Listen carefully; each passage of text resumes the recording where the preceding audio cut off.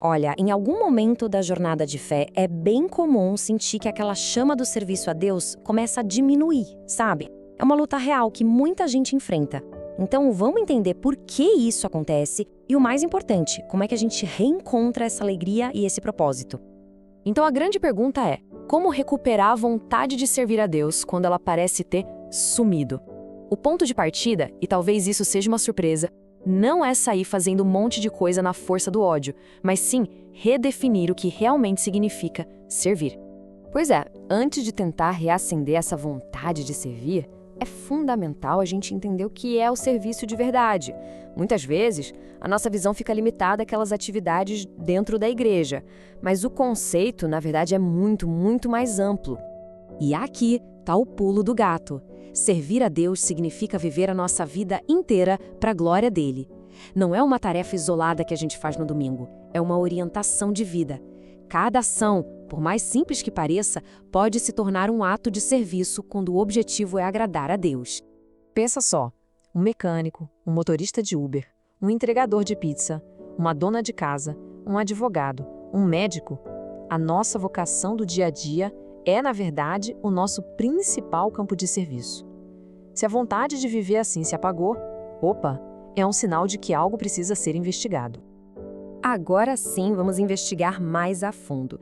Para recuperar esse desejo, a gente precisa primeiro entender por que ele foi embora.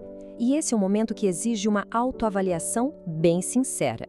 Quando a vontade de viver para a glória de Deus desaparece, é porque alguma coisa aconteceu no meio do caminho. Para recuperar essa alegria, o primeiro passo é identificar a raiz do problema.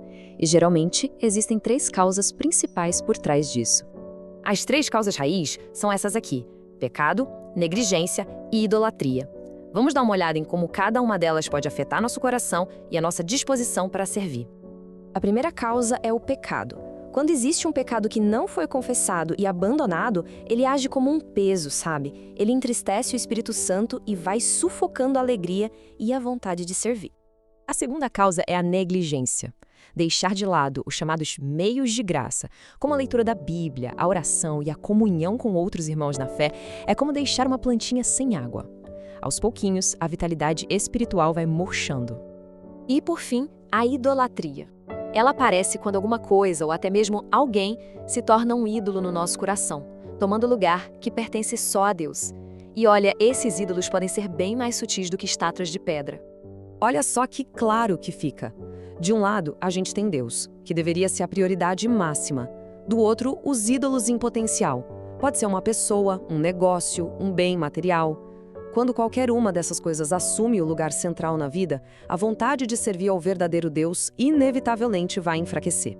Ok, já entendemos o diagnóstico. E agora? Qual é o caminho de volta? A boa notícia é que existem passos bem práticos que podem nos levar de volta para essa restauração da vontade de servir. O caminho de volta é claro e objetivo. O primeiro passo é examinar o coração para identificar a causa do problema.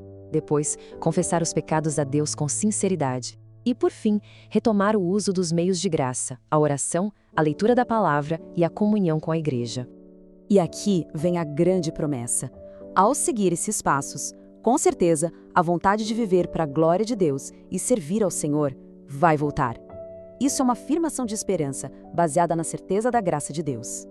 Com essa esperança toda renovada, a gente percebe que o objetivo final é muito maior do que simplesmente sentir vontade de novo. Se trata de reorientar a vida inteira.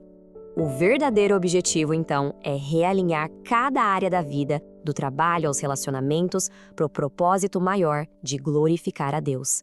Quando isso acontece, o serviço deixa de ser um peso e se torna a expressão natural de um coração que foi transformado. E para a gente encerrar, fica aqui uma pergunta para reflexão.